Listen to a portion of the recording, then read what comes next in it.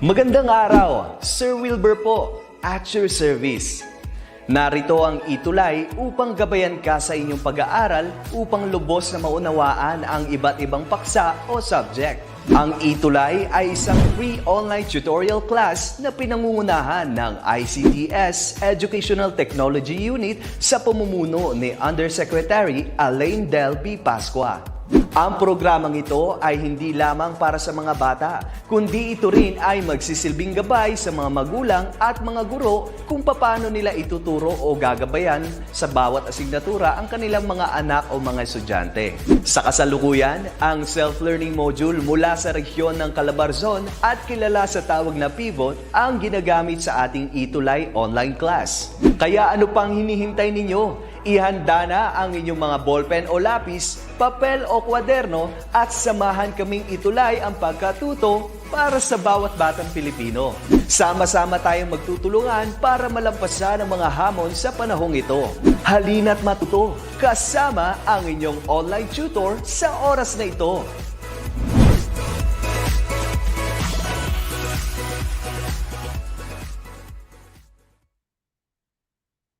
Hi, very good afternoon. Good afternoon, grade 6 learners from Luzon, Visayas, and Mindanao, so as our parents or guardians, and of course, our teachers who are watching with us here this afternoon sa ating ETUlay session. And by the way, I'm your tutor Jazz, and last time no hindi tayo nagkita-kita, and I hope that nag-cooperate kayo ng maayos at saka ginawa niyo yung best niyo with Tutor Makoy. Okay? And I hope everyone is doing so well this afternoon. And let's now have this one. Attendance checking muna tayo. Okay? So, tingnan natin. Sino ang mga present ngayong araw? Yung first comer natin ay si Rovelyn Solis and then Liberty Carion. Good afternoon. Brix Arky Gonzalez, also Annabel Macarag, Maria, and Simon Christian Sumpay. Magandang hapon po sa inyong lahat. Okay, and to begin with, let me share my screen to you. Okay, there. Can you see it now?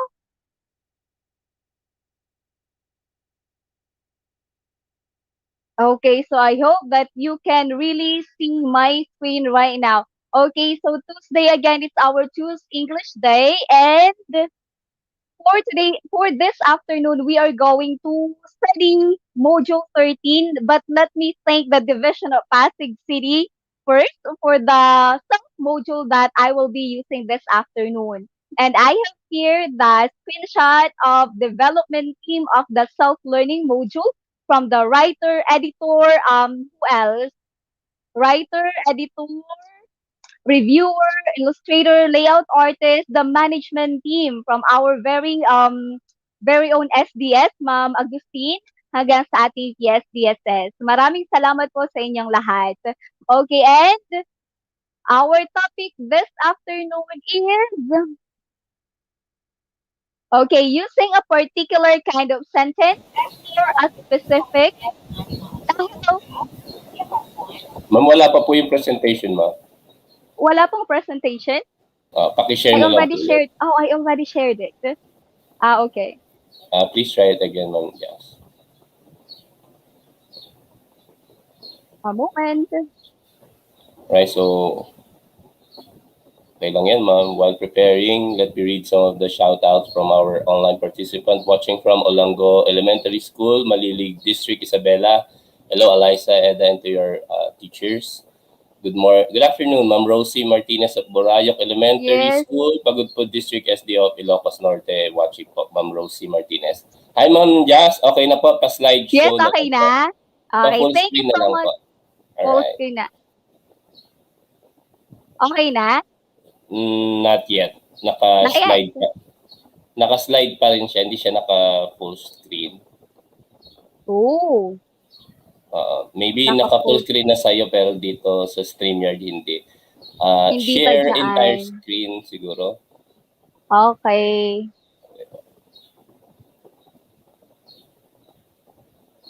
Remove ko muna. Sige po. Hello, Alcris Adriano. Magandang araw. Grade 6 result from San Nicolas, Hagonoy West. Hello sa iyo, Alcris. At kanina pa pang umaga. Thank you so much sa pag-support ng ating ETUlay, Alcris Adriano. So, hi, Sofia. Good afternoon from SSDR, Bustos District SDO, Bulacan. At sa ating mga learners sa Santo Rosario Elementary School SDO, Aliaga Annex, galing kay Ram Tagaro. Hello sa iyo, Ram. Sa Malino Elementary School, Grade 6 Matapat from Marie Chris Aisa Silvestre. Hello sa iyo, good afternoon. At ayan, so marami na nanonood from Bulacan, Bustos District SDO. Maraming salamat po sa pag-suporta sa ating ETUlay from Joanna Altea Cruz. Ayan. At also sa mga learners din sa Kamangan Elementary School, Season District from Maricel Bautista. So, good afternoon po sa inyo. Sir Marge, okay na ba? Nakita na ba yung screen? Ay, Ma'am Jazz, hindi siya naka-slideshow. Ma'am Jazz, hindi siya naka-slideshow. Nakikita lang yung PowerPoint, pero hindi siya naka-full screen. Habo na po. Ayan, yay! Camera mo na lang, Ma'am. Oo, ng cam. Thank you. Take it away, Okay. Ma'am Jazz. Yes, thank you so much. Okay, a moment.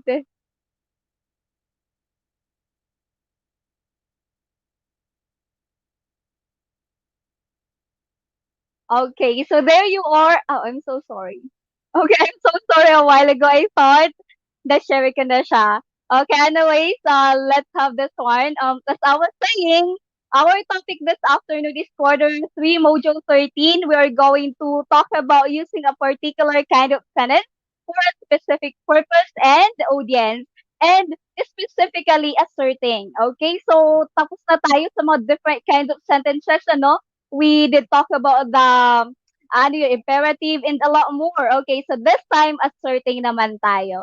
Okay, and so sabi ko nga, ang gagamitin nating module this time ay module from Division of Pasig City. So maraming salamat development team ng module na ito. There it is. Okay, so since our time is already there, let's now proceed to our Pretest learners. And for our direction, you have to write the sentences in order to form an assertive statement. Meron ako dyan jumbled words. Okay, ang gagawin ninyo learners ay aayusin nyo lang siya para magkaroon tayo ng assertive kind of sentence. Okay, you know, ready? I-drop niyo sa comment box ang inyong mga sagot. Okay, your time starts now. Lagyan niyo ulit ng kung anong number. Okay, number 1, learners. Sige nga. Number 1, are making toys for all the children. Anong assertive statement ito? Sige, habang sasagot kayo dyan, okay, magbabasa muna tayo ng attendance. Good afternoon po, watching from Makinabang Elementary School, Grade 6, Emilio Aguinaldo with Teacher Alberita Coliantes. Hi, Marverick Gian Trinidad. Oh, meron na tayong sagot. Number 1. We are making toys for all the children. We are making toys for all the children. That's right. Paul Angela Tuazon, Alfred Javier Magasan, Maricris Aisa Silvestre, Margo Francesca Santos, Jillian Treliana. Okay, we are making toys for all the children. How about for number 2? Again, grade 6 learners, lagyan nyo ng number, okay? So number 2 na tayo mga anak. A new TV set my father and I bought. Number 2. Paano nga natin? So last time parang sinabi ko kung paano nyo dapat isulat yung sentence, right? How are you going to begin your sentence and end your sentence? Number 2, okay, from Margo Francesca Santos, my father bought us a new TV set. That's right, Margo. Alfred Javier Adriano and Joan Althea Cruz. Okay, so for number 2, my father bought as a new TV set. That's right. Next, number 3, English 6 warriors. Go now. For my brother made the tailor a suit. Number 3, I'm reading your answers. Number 3. Aha. Okay, wala pa tayong nakikita nga ng sagot sa number 3. Okay, so number 3 natin ay,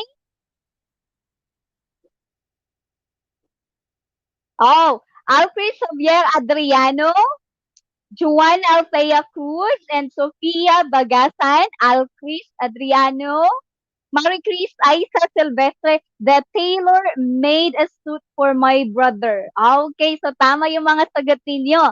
Okay, so for number 3, the tailor made a suit for my brother. Okay, and also, Juliet Malwenda. Okay, your answer is also correct. Okay, good job everyone. So again, ulitin natin. Number 1 is we are making toys for all the children. The second one is my father. Okay, my father bought us a new TV set. And number 3 is the tailor made a suit for my brother. Okay, the tailor. Okay, that's right. The tailor made a suit for my brother Lynn Santos and okay, Prince Angelo Seringan. Okay, tama po yan. Okay, Shirley Mabasa, the tailor made. Okay, very well. Okay, and very good, everyone. Okay, so I can see that you are somewhat or really familiar with our topic for today, but I hope that you will still learn something from our discussion. Okay, so let's have this one. Okay, for our recap, I believe and I hope that you already had or you already know the different kind of sentences or the 4 kinds of sentences. We have here the declarative sentence, the interrogative sentence, and the imperative sentence, and exclamatory sentence. Last time I have talked about the imperative sentence. If you were all present, I guess it was last week. And today we will be talking about number 1, okay? Asserting or what we also call declarative sentence. All right? Okay, so let's now proceed to our lesson. Okay, a moment.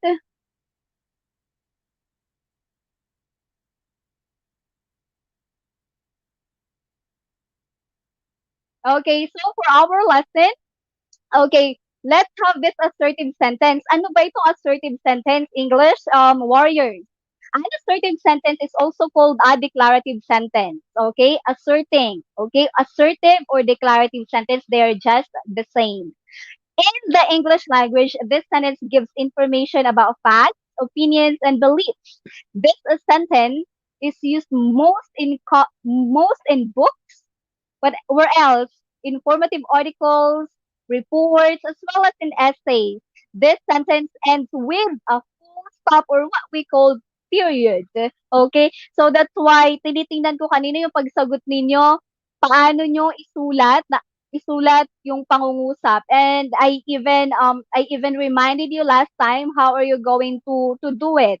Okay? And I hope that you always apply what you have learned, how you are going to begin your sentence and to end your sentence. Okay? So kahit nagta-type kayo kahit sa chat lang 'yan, okay, wag niyong sanayin na like a shortcut o kaya mali-mali yung form ng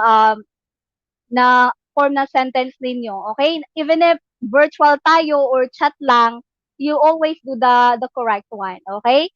Hindi lahat capital letter at saka hindi dapat small yung letter na nasa unahan. You do the right thing. Okay? Begin with the capital letter and end with a full stop or a period. Okay, so as this sentence asserts, states, or declares is also called a declarative sentence. Okay, declarative sentence, it is just stating fact or opinion. Okay, so something like that. Right? Next, let's move on to the examples of declarative sentence or what we call assertive sentence. The first one is she doesn't like crowded places. She doesn't like crowded places. Number two, the sun rises in the east. And number three, it was raining. Okay, so you remember when we talk about assertive sentence or declarative sentence, we are just stating information here, stating facts, or could it be opinion? Okay, so it usually begin with a capital letter, of course, and ends with a full stop or a period, not exclamation point, not a question mark, and all, okay? Full stop po yung end ng sentence when we're talking about assertive sentence or declarative sentence. Okay, but there's but, okay? Let's have this one. Assertive sentences are divided into two categories. Ano yung categories na yon? So we have negative statement or what we call negative group of words and also the affirmative group of words or affirmative statements. Okay? So again, declarative sentence is divided into two categories. Okay? Affirmative and negative. I hope na meron na kayong idea kung affirmative or negative, no? Kasi parang tinakil din natin to during our discussion with the imperative sentence. So ano nga ba, teacher, ano nga ba yung negative group of words and affirmative group of words or statement? Okay, let's have this one.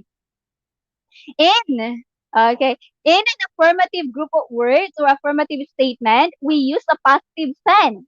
Okay? Let's take this for example. They will listen to you.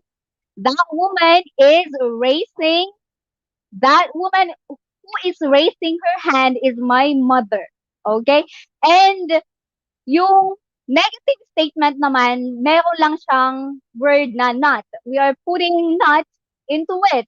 So, kabaliktaran lang siya ng affirmative statement. Okay? So, halimbawa, itong they will listen to you. This one is affirmative statement, right? Like, how are we going to make it a negative one? They what? They will not listen to you? Okay, so let's have this negative statement or negative group of words here. Okay, so there it is.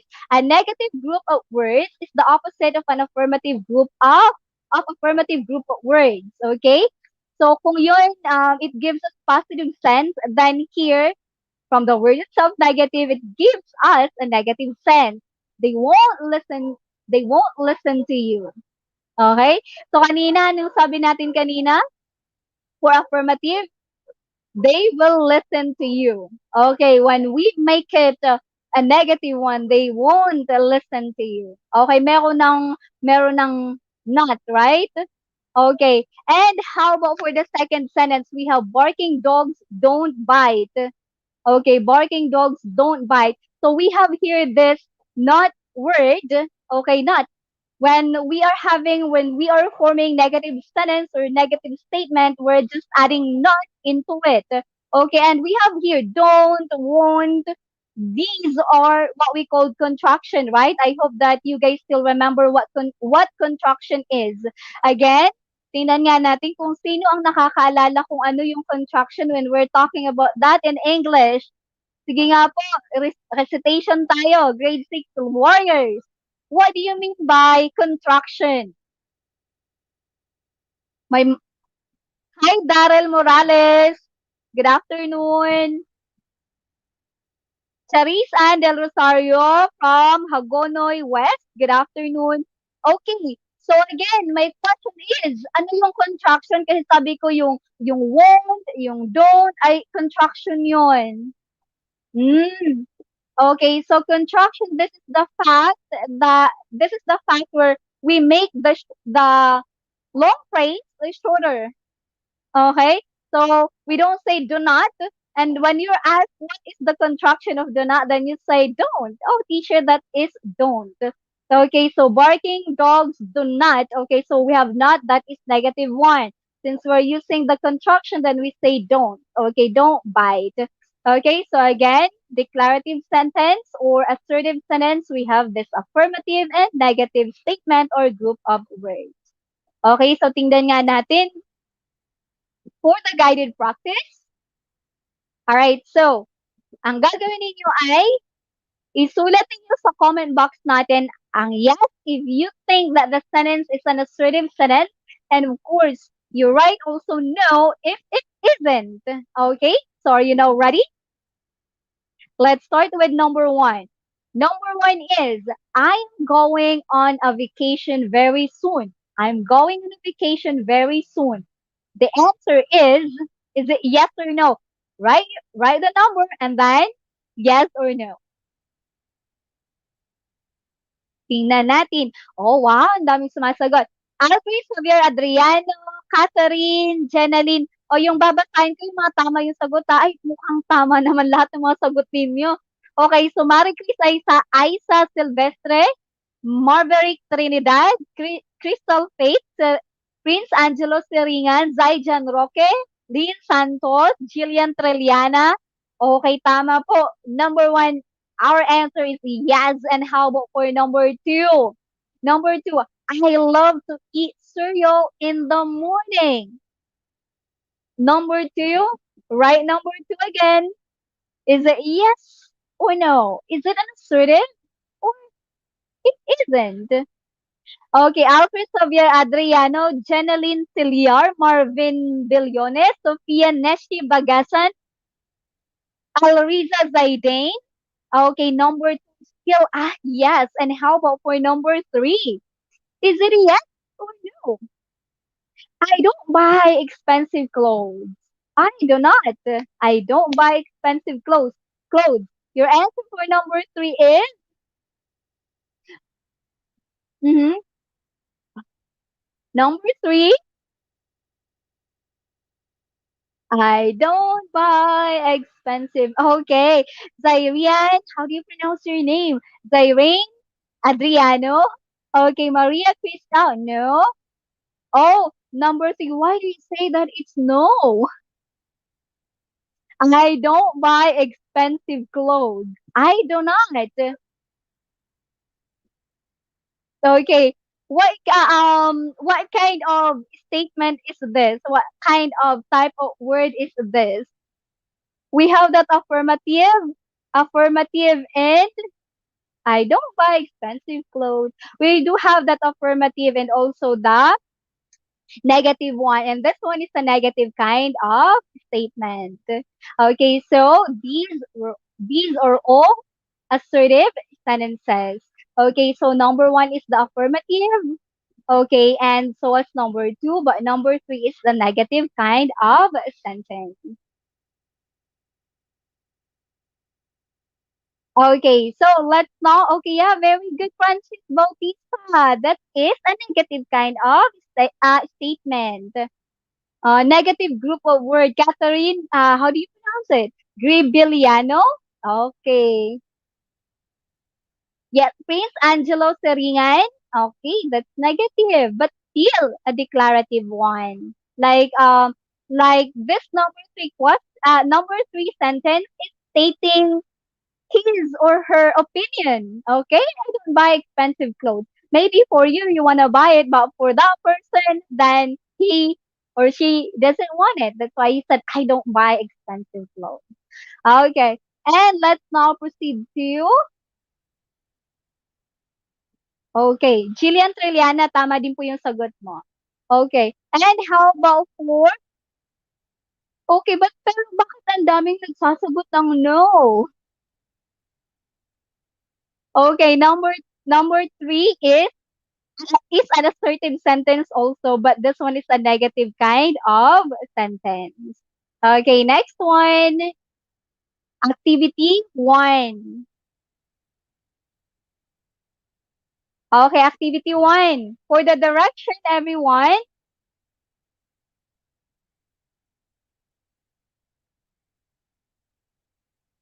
Okay. So analyze the following sentences on the space before each number. Put what's that one? Check mark if the sentence is asserting and X mark if it is not. Okay, so dyan sa comment box natin, isulat ninyo kahit yung slash na lang as check. Okay, tapos yung X, okay, kung no. Alright, so are you ready to do this one? Number one. Okay, so lagyan niyo ulit ng number ha. Okay, I did not finish my homework. Oh, bakit dito sa number 1? Mga tama naman 'to. Okay, so negative, okay, negative kind of sentence. Okay, very good. Ang dami. Okay, pare-parehas. Anyari, Jenaline Sillar. Okay, so Javelin, Joanna, Lawrence, Alquis, Micaela Adriano, Kawilan, Jasper. Number 1 is check. I did not finish my homework. Number 2. How about for number 2? Ano yung number 2 natin? Tingin. Lagyan ng number 2 ha. Number 2 is Joanna Althea Cruz, Marie Chris ay Aisa Silvestre, Alchris Adria. Number 2 is check Alchris. Okay. Catherine Grebialde, Micaela Adriano, Jeneline Siliar, Seringan. Okay, number 2. Where is my science book? Okay, this one is not a declarative sentence. Okay, kasi patanong siya, right? So, questioning. So, it doesn't state opinion or fact here. Next, how about for number 3? Number 3, there are 7 days in a week. There are 7 days in a week. What is your answer here? Let me check. Okay. There are 7 days in a week. Jason, Margot, Ciliar, Lumagi, Silvestre, Cruz, Bagasan, Bacani. Number 3 is a check. Okay? So this one is an assertive sentence. How about for number 4? Number 4 natin. Get out from this room. Get out from this room. Like, I don't need you. Get out from this room. Okay, so number 4. Get out from this room. What kind of sentence? What kind? Is it an assertive or not? Marvin Billones, X. Micaela Adriano, X. Alcris Adriano, X din. Guelan Carlo Magi, Bricks Gonzalez, Janice Perno, Almuete Yashira. Ang mga sagot po ninyo ay correct. Okay, good job everyone. So number 4 is definitely not an assertive statement kasi pag assertive statement, anong sabi ko sa inyo? It usually ends with a full stop or a period. Okay, number 4. Next, number 5, learners. I don't believe in magic. Do you guys believe in magic? Okay, I don't believe in magic. Is it an assertive? No, not an assertive at all. What is this? I don't believe in magic. How about you guys? Do you guys believe in magic? Okay, so number 5, Nina. Joanna, Jillian Trilliana, Crystal Faith Cruz, Yashira, Paula Tuazon, Marvin Billones, Guelan Carlo Mage. Yung binabasa ko, tama yung mga sagot. Very good. Zairian,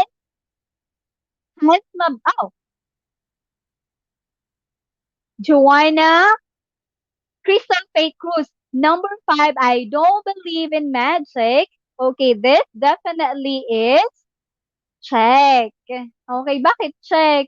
Teacher, bakit check? Okay, this one is still,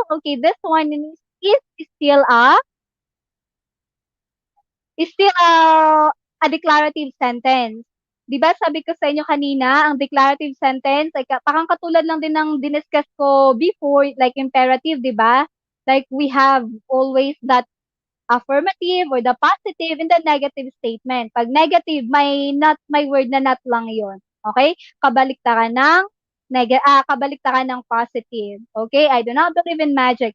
So in here, he or she is just stating his or her opinion. So, yun yung ginagawa, di ba, ng declarative sentence. Okay, in declarative sentence, it just asserts, it just gives or states facts or opinion. Okay, so like that.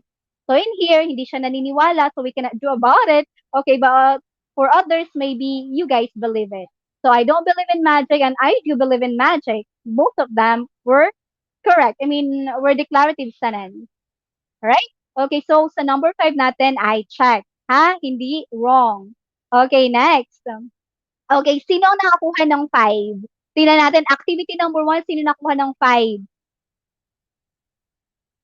5 over 5. Okay, so Alcris Javier Adriano. Oh, na-gets na? Okay. So yun nalilito ba kayo doon pag may not na word?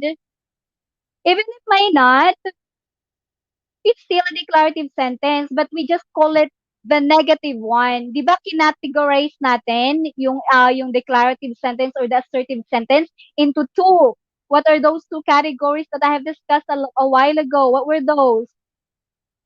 Affirmative and negative. So always bear that in mind, okay? So, Marvin Billion is very good. Elesti Kabuatan, aba, madami nakuha ng 5. Good job, everyone. Okay, and let's have this one.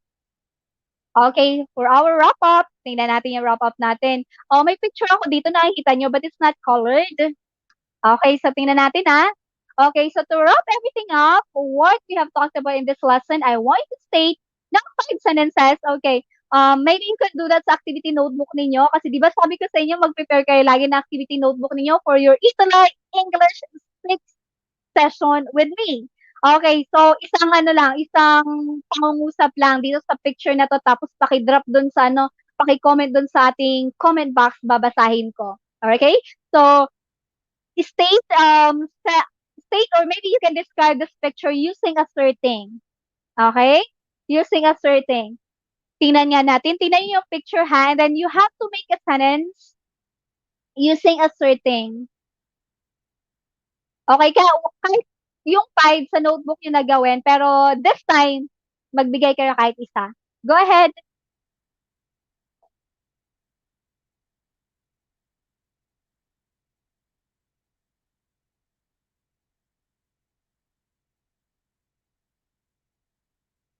Okay, so tingnan nga natin. Sige, mag-aantay ako ng 5 seconds. 1, 2,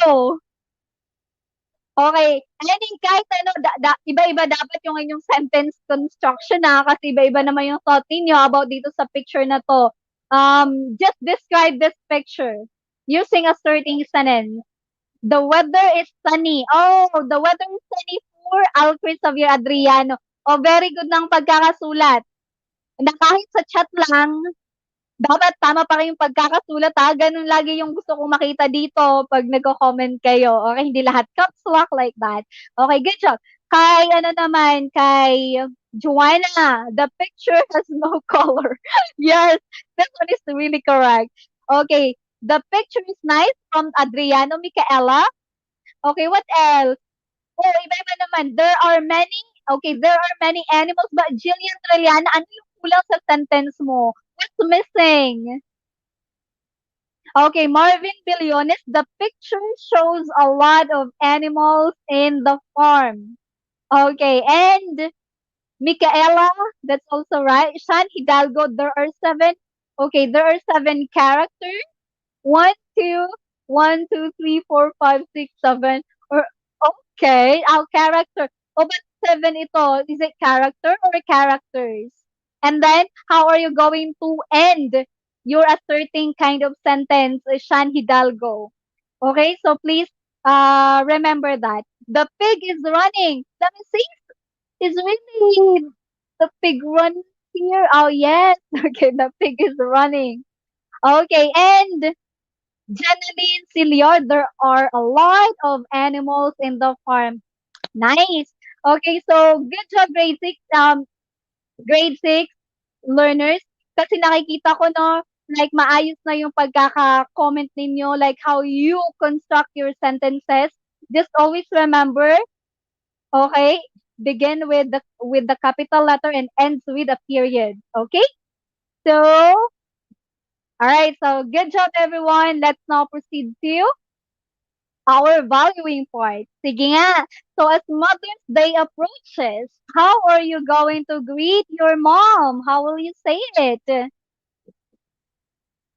Mm-hmm.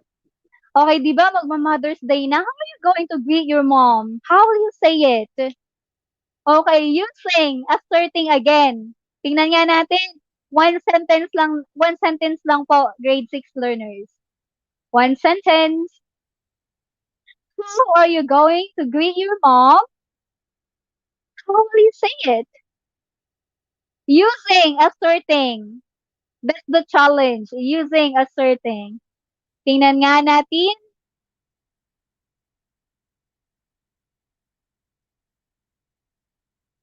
Mm-hmm.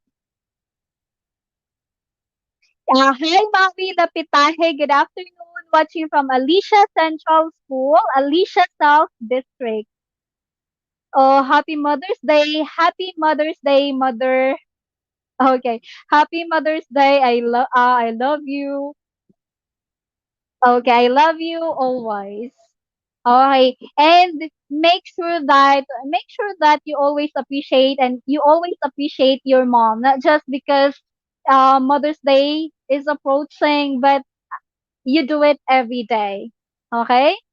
So, let's now have this one. So, yung mga sinabi nyo dito sa comment box, you do it. Okay, for our post test, since our time is already there, let's see if you have learned something this afternoon. Okay? Tingnan natin yung ating direction. So, mark the sentence with letter A, or maybe write the sentence, mark the sentence with letter A if it is asserting and X if it's not. Because I have here the blank before the number. Okay? So, comment nyo A pag asserting siya and X if it isn't. Let's do number one. They rode into a spaceship. Is it A or X? Let me check. Okay, they rode into a spaceship. Aha, okay. Oh, wala naman ang papilang S. Bakit may S? Okay, Joanna Cruz, Cyrian, Marvin Billones, Bricks R.K. Gonzalez, Alcris Adriano, Jenaline Siliar. Number one is letter A. I mean A, not letter A. Okay, A. And how about for number two? Tell me the truth about what happened. Tell me the truth about what happened. Okay, number two. Number two muna, then yung sagot ninyo. How about for number two? The answer is Marvin Billones, X. Number two, Javelin, X.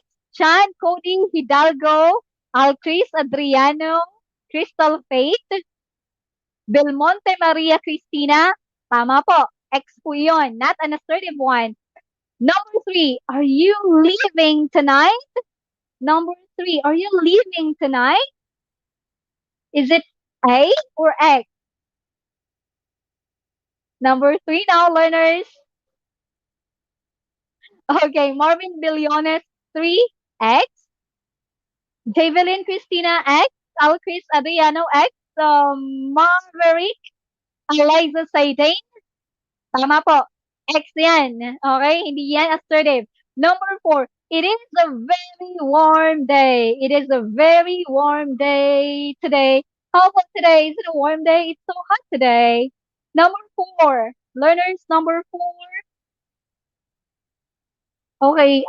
Number 4, it is a very warm day. Oh, actually you said, wait. Jillian, Marvin Billones, Zaidane, Rins Nasab, Micaela Adriano, Lynn Santos, number 4A. Assertive sentence po siya. And the last number, everyone. Okay. Number 5, the children boarded the train. Number 5, the children boarded the train. 5. Okay, Marvin Billones. Aba, nauna si Marvin lagi Okay, and Davina Tupinio, Joanna Althea Cruz, Zaidane, Francis Bautista. Micaela Adriano, Nasam, Renz Andre, Arky, Bricks Arky Gonzalez. Number 5 is an assertive kind of sentence. Very good. Sino na ng perfect 5? Itaas ang kanang paa. Hindi, kanang kamay. Sino ng perfect 5? Madali lang po ba? Madali lang, no? So, wag lang kayo malilito dun sa may negative group of words natin. Okay? Declarative or assertive sentence. It asserts. It states facts or opinion. And then we categorize it into two. I mean, we classified this kind of sentence into two, the affirmative and the negative one. Affirmative is the positive one, while the negative we put not into it, into the sentence, right? Okay, so but still that one is a declarative sentence, and usually declarative sentence ends with a full stop. When you say full stop, that is the period. Okay? So wag kakalimutan. And oh, very good. I hope that you learned something this afternoon, and our 40 minutes is now over. And that is it. Okay, so it's Tuesday again today. It's our Choose English Day. After English grade 6, we have grade 7 with teacher Dryzel. Okay? So that's all, everyone. And I hope to see you again next Tuesday. Bye-bye.